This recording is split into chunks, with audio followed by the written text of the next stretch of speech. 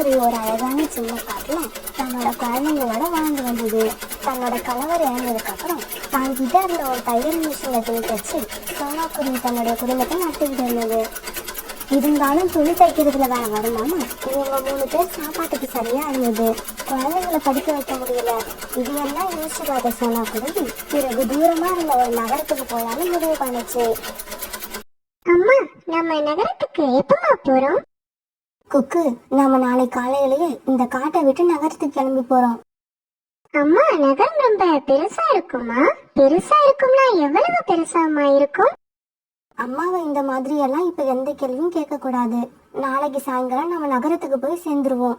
அப்ப நகரம் எப்படி இருக்குன்னு நீங்களே பார்த்து தெரிஞ்சுக்கோங்க.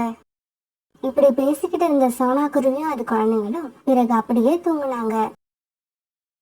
மறுநாள் பொழுது விடிஞ்சிச்சு. சோனாக்குருவி தன்னுடைய மூட்டை முடிச்சுகளை எல்லாம் தூக்கிட்டு தன் குழந்தைங்களோட நகரத்தை நோக்கி பறக்க ஆரம்பிச்சது. இப்படி நகரத்தை நோக்கி பறந்து போன சோனாக்குருவியும் அதோட குழந்தைங்களும் சாயங்காலம் ஆகிறதுக்குள்ளேயே அந்த நகரத்துக்கு போய் சேர்ந்துட்டாங்க. நகரத்துக்கு போய் சேர்ந்த சோனாக்குருவி தானும் தன்னுடைய குழந்தைங்களும் தங்கறதுக்கு தேவையான மாதிரி ஒரு சின்ன வீட்டை வாடகைக்கு எடுத்தது. பிறகு உடனே தன்னோட தையல் மிஷின்ல உட்காந்து வியாபாரம் பண்ண தேவையான துணிகளை தைக்க ஆரம்பிச்சது. ஏன்னா சோனாக்குருவி கொஞ்ச நேரத்தை கூட வீணாக்க விரும்பல. சோனாக்குருவி மனசுல கடுமையா வச்சு நம்ம குடும்பத்தை முன்னேற்றணுங்கிற வெறி இருந்துகிட்டே இருந்தது. பிறகு மறுநாள் காலையில வியாபாரம் பண்ண தேவையான அளவுக்கு துணிகளை தச்சு முடிச்சது.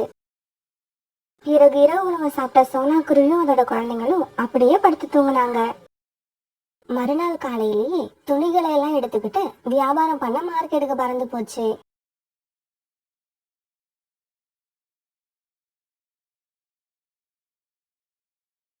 இங்க பாருமா, நம்ம கடையில துணிகளும் தரமா இருக்கும், விலையும் நியாயமா இருக்கும். நம்ம கடையில உள்ள மாதிரி நல்ல துணிங்க உங்களுக்கு வேற எங்கேயும் கிடைக்காது. வாங்கறதுக்கு இஷ்டம் இருந்தா நாங்க சொன்ன விலைய கொடுத்து வாங்கிக்கிட்டு போங்க.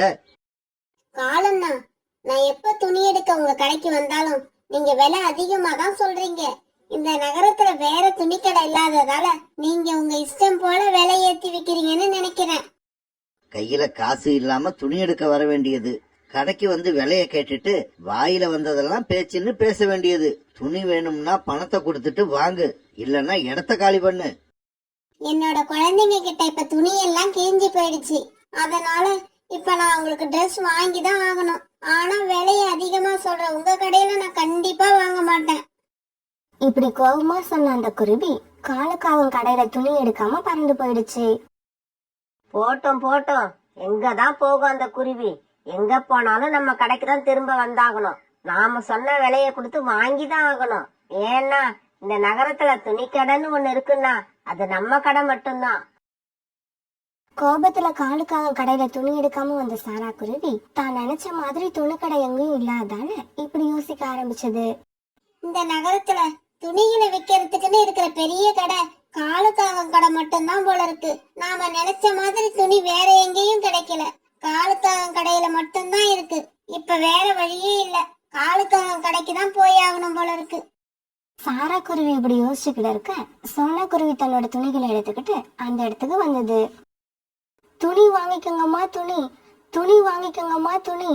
நீங்க நினைச்ச கலர்ல வெறுமன டிசைன்ல எல்லா துணிகளும் என்கிட்ட இருக்கு. ஒரு முறை வந்து பாத்தீங்கன்னா துணிகளை வாங்காம போக மாட்டீங்க. சகோதரி, உங்ககிட்ட உள்ள துணிகள் எல்லாம் நல்ல துணிகளா? நம்பி வாங்கலாமா? வாங்கி கொஞ்ச நாள்ல சாயம் போயிடாதுல்ல? சகோதரி, என்கிட்ட உள்ள துணிகள் எல்லாம் தரமான துணிகள் தான். தரமற்ற துணிகளை நான் தயாரிக்கிறது இல்ல, விற்பனை பண்றதும் இல்ல. பிறகு சாரா குருவி தன்னுடைய குழந்தைங்களுக்கு தேவையான துணிகளை சோனா குருவி கடையில இருந்து வாங்குச்சு.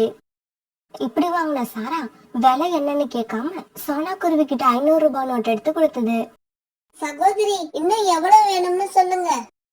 500 ரூபாய் நோட்டை கொடுத்து மறுபடியும் இன்னும் எவ்வளவு வேணும்னு அந்த குருவி கேட்ட உடனே சோனா குருவிக்கு ரொம்பவும் ஆச்சரியமா போயிடுச்சு.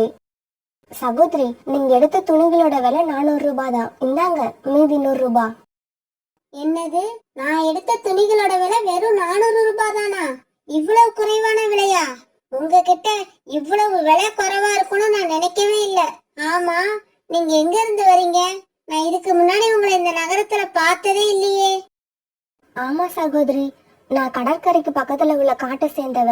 நேத்து தான் இந்த நகரத்துக்கு வந்தேன். நான் இருந்த காட்டுல துணிகள் வியாபாரம் அவ்வளவு சரியா போகல. அதனால்தான் இந்த பெரிய நகரத்துக்கு வந்தேன். அங்க நடந்ததை விட இங்க வியாபாரம் நல்லா நடக்கும்னு எனக்கு நம்பிக்கை இருக்கு. நீங்க இந்த நகரத்துக்கு துணி வியாபாரம் பண்ண வந்தது ரொம்பவும் நல்ல விஷயம். கடவுள் உங்களுக்கு கண்டிப்பா உதவி பண்ணுவாரு. இப்படி சொன்ன சாரா குருவி தன்னோட துணிகளை எடுத்துக்கிட்டு பறந்து போச்சு. அதுக்கப்புறம் சோனா குருவியோட கடைக்கு துணியை பார்க்க வந்த பறவைகள் எல்லாம் துணி வாங்காம போகவே இல்லை. அப்புறம் எல்லா பறவைகளும் விலை ரொம்ப குறைவா இருக்குன்னு சொல்லிட்டு தான் போனாங்க. காலுஜி, என்னோட கணக்குப்படி நம்ம கடையில துணி எடுக்காம போன அந்த குருவி இந்நேரம் திரும்பி வந்திருக்கணும். ஏன் இன்னும் வரல? நாம சொன்ன விலை அளவுக்கு அந்த குருவி கிட்ட பணம் இருந்திருக்காதுன்னு நினைக்கிறேன். அதனாலதான் அந்த குருவி மறுபடியும் நம்ம கடைக்கு வரல. ஆமா காலுஜி, அப்படிதான் இருக்கும். பணம் இல்லாததால அந்த குருவி திரும்ப தன்னுடைய வீட்டுக்கே போயிருக்கும். காலுக்காகவும் கோரிக்காகவும் இப்படி பேசிக்கிட்டு இருக்க சமயத்துல சோனா குருவியோட எல்லா துணிகளும் விற்பனை ஆகி இருந்தது. பிறகு சோனா குருவி ரொம்ப சந்தோஷத்தோட தன்னோட வீட்டுக்கு திரும்பி போச்சு. வீட்டுக்கு போய் பணத்தை எண்ணி பார்த்த சோனா குருவி ரொம்பவும் சந்தோஷப்பட்டது. ஏன்னா மொத்தமா 6000 ரூபாய்க்கு விற்பனை ஆகி இருந்தது. இதே அளவு துணிகளை நான் காட்டுல வியாபாரம் பண்ணி இருந்தேன்னா எனக்கு 3000 வரதே கஷ்டமா இருந்திருக்கும். அப்புறம் இந்த துணிகள் எல்லாம் விற்பனை ஆகிறதுக்கு 1 மாத காலம் ஆயிருக்கும். இந்த நகரத்துக்கு வரலான்னு நாம எடுத்த முடிவு ரொம்பவும் நல்ல முடிவுதான். இப்படி நினைச்ச சோனா குருவி பிறகு மறுநாள் விற்பனைக்கு தேவையான துணிகளை தன்னோட தையல் மிஷின்ல உட்காந்து தைக்க ஆரம்பிச்சது. இப்படியே சில நாட்கள் நகர்ந்துச்சு. சோனா குருவி விற்பனை பண்ற துணிகள் தரமானதும் விலை குறைவானதும் அந்த நகரத்துல உள்ள நிறைய பறவைங்களுக்கு தெரிஞ்சிருந்தது. அந்த நகரத்துல உள்ள பல பறவைகள் இப்ப சோனா குருவியோட கஸ்டமர் ஆயிட்டாங்க. காகங்களே, நீங்க இந்த துணிகளுக்கு விலை ரொம்ப அதிகமா சொல்றீங்க. நான் போன முறை வந்து எடுத்துக்கிட்டு போனதை விட 2 மடங்கு அதிகமா சொல்றீங்க.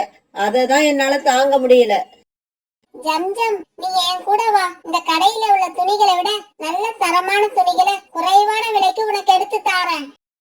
ரீட்டா கிளி இப்படி சொல்லவே ஜம்ஜம் பறவை காலுக்காக கடையில துணி வாங்காம ரீட்டா கிளி கூடவே பறந்து போயிடுச்சு.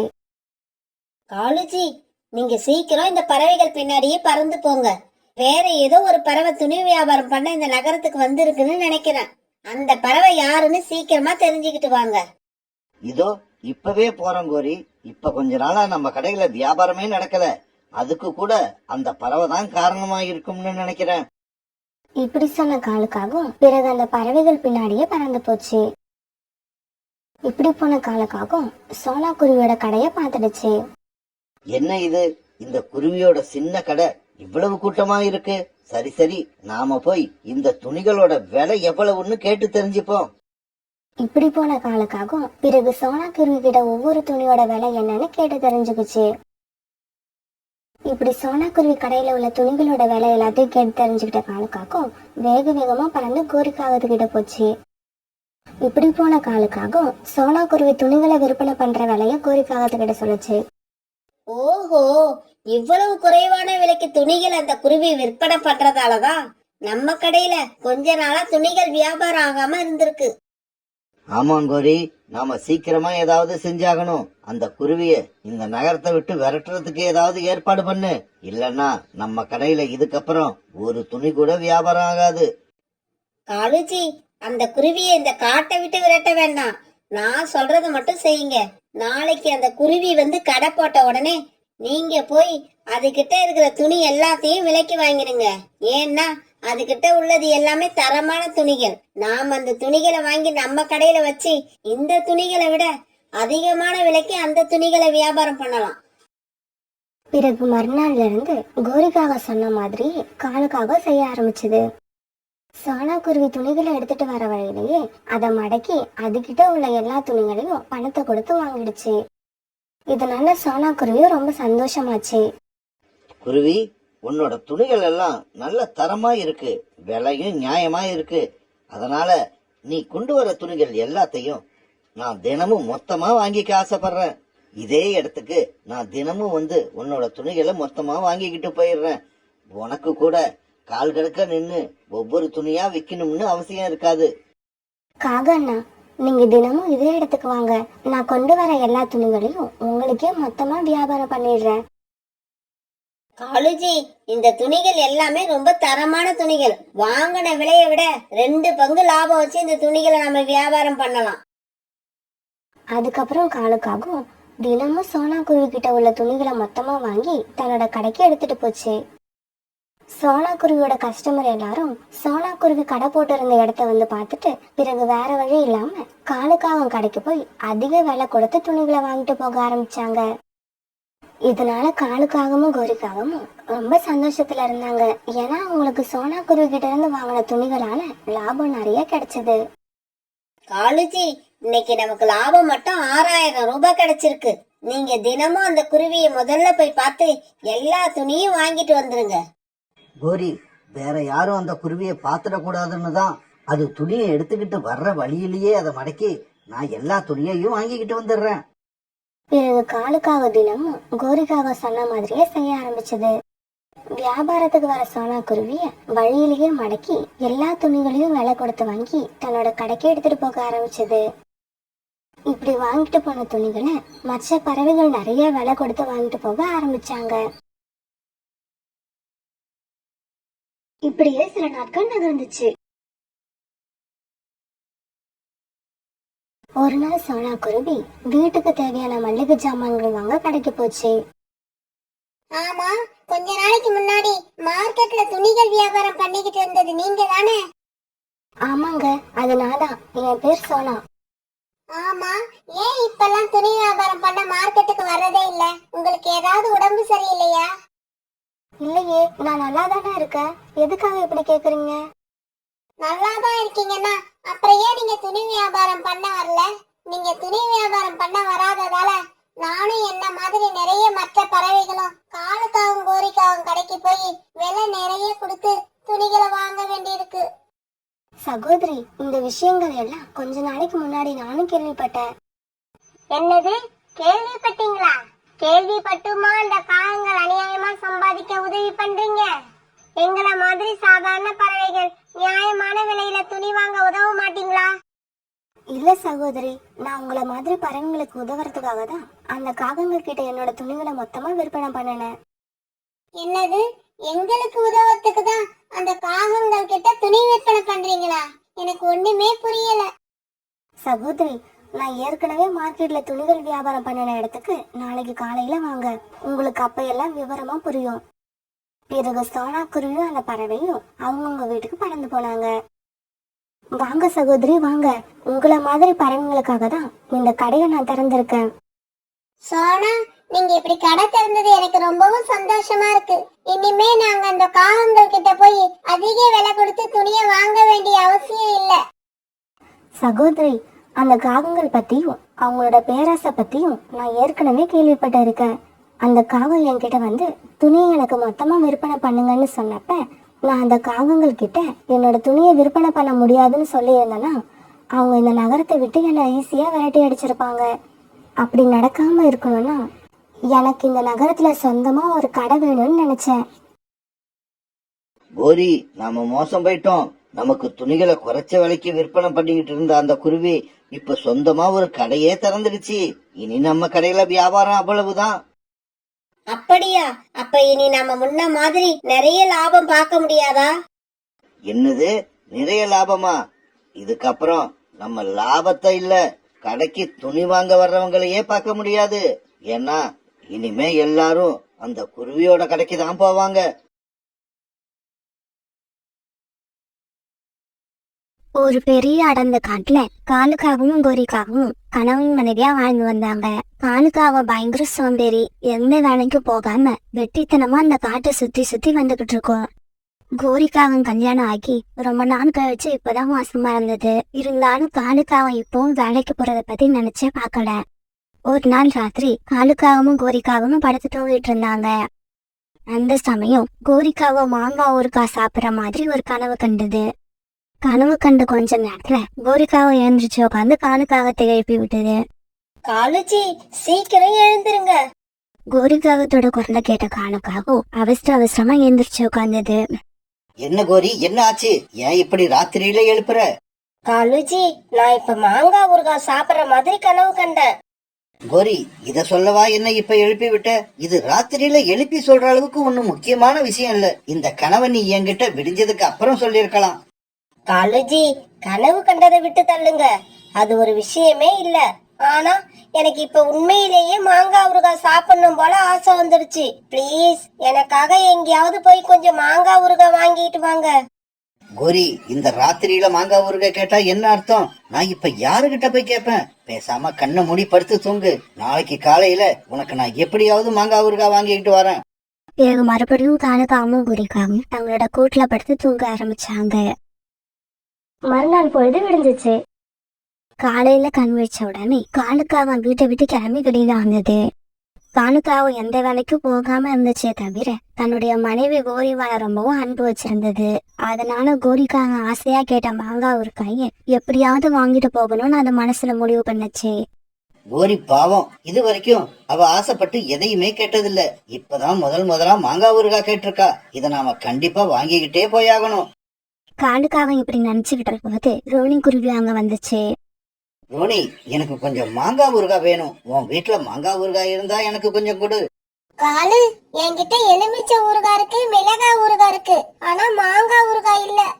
அடடா, இப்ப நான் மாங்காய் ஊறுகாயை எங்க போய் தேடுவேன்? யாருகிட்ட வாங்குவேன்? இங்க பாரு, எனக்கு தெரிஞ்சு ரீட்டா கிளி போன தடவை மாங்காய் ஊறுகாய் போட்டது. நீ வேணும்னா அதுகிட்ட போய் கேட்டு பாரு. அந்த சமயத்துல ரீட்டா கிளி உணவு தேட போறதுக்காக வீட்டு வாசலுக்கு வந்துச்சு. ரீட்டா, என் மனைவி கோரி மாசமா இருக்கா. இப்ப திடீர்னு மாங்காய் ஊறுகாய் சாப்பிட ஆசைப்படுறா. எனக்கு சீக்கிரமா கொஞ்சம் மாங்காய் ஊறுகாய் எடுத்து கொடு. காலு, என்கிட்ட மாங்காய் ஊறுகாய் இருக்குன்னு உனக்கு எப்படி தெரியும்? என்னவோ வாங்கிட்டு வந்து கொடுத்த மாதிரி கேக்குற. ரீட்டா, கோவப்படாத. வர்ற வழியில ரோனி குருவிய பார்த்தேன். அதுதான் உங்க வீட்டுல மாங்காய் ஊறுகாய் இருக்கிற விஷயத்தை எனக்கு சொல்லிச்சு. இந்த ரோனி குருவிக்கு அன்னைக்கு மாங்காய் ஊறுகாய் கொடுத்தது எவ்வளவு பெரிய தப்புன்னு எனக்கு இப்பதான் புரியுது. இதுக்கப்புறம் நாம எது செஞ்சாலும் யார்கிட்டயும் சொல்லக்கூடாது போல இருக்கு. இப்படி மனசுக்குள்ள நினைச்ச ரீட்டா கிளி காலுக்காகத்துக்கிட்ட இப்படி சொல்லுச்சு. இங்க பாரு காலு, நீ இங்கேயே இரு, நான் போய் ஊறுகாய் எடுத்துக்கிட்டு வந்துடுறேன். இப்படி சொன்ன ரீட்டா கிளி பிறகு வீட்டுக்குள்ள போய் தாங்கிட்ட இருந்த ஊறுகாயில கொஞ்சமா ஒரு கிணத்துல எடுத்து வச்சது. என்ன ரீட்டா, பாட்டில்ல தான் அவ்வளவு ஊறுகாய் இருக்குல்ல, இன்னும் கொஞ்சம் எடுத்து வச்சா என்ன குறைஞ்சா போயிடுவ? நான் குறைய மாட்டேன், ஊறுகாய் குறைஞ்சிடும். இந்தா, இவ்வளவுதான் கொடுக்க முடியும், இதை எடுத்துக்கிட்டு போ. இப்படி சொன்ன ரீட்டா கிளி காலுக்காகத்த கழுத்து பிடிச்சு தள்ளாத குறையா வீட்டை விட்டு வெளியில அழைச்சிட்டு வந்தது. பிறகு வீட்டை பூட்டி போட்டுட்டு ரீட்டா கிளி உணவு தேட போச்சு. என்ன இது, ஊறுகாய் ரொம்பவும் கொஞ்சமா இருக்கு. இவ்வளவு கொஞ்சமா ஊறுகாய் எடுத்துக்கிட்டு போனா கண்டிப்பா அது கோரிக்கு பத்தாது. இப்படி நினைச்ச காலுக்காகும் பிறகு ஜன்னல் வழியா ரீட்டா கிளி வீட்டுக்குள்ள போய் ஊறுகாய் பாட்டில தேடி கண்டுபிடிச்சது. இந்த பாட்டில அப்படியே தூக்கிட்டு போனா கோரி ரொம்பவும் சந்தோஷப்படுவா. காலுக்காக இப்படி நினைச்சுக்கிட்டு இருக்க இப்ப வெளியில போயிருந்த ராக்கி கிளி வீட்டுக்குள்ள வந்துருச்சு.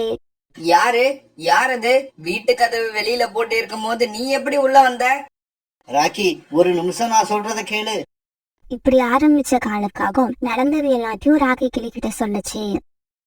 காலு, உன்ன மாதிரி பறவைகளை வீட்டுக்குள்ள விட்டா என்ன நடக்கும்னு காமிச்சிட்ட. இப்ப உன்னை என்ன பண்றேன்னு பாரு. இப்படி சொன்ன ராக்கி பிறகு அவங்க கடந்த ஒரு குச்சை எடுத்து காலுக்காக தாடி வெறுத்து வாங்கிடுச்சு. விட்டுருங்க, என்ன விட்டுருங்க. இதுக்கப்புறம் இந்த மாதிரி நான் செய்யவே மாட்டேன். தயவு செய்து என்ன மன்னிச்சு அடிக்காம விட்டுடுங்க. இப்படி வடித்தாங்காம கத்தன காலுக்காகும் எப்படியோ ராக்கி கிளி கிட்ட இருந்து தப்பிச்சு வெளியில பறந்து போச்சு.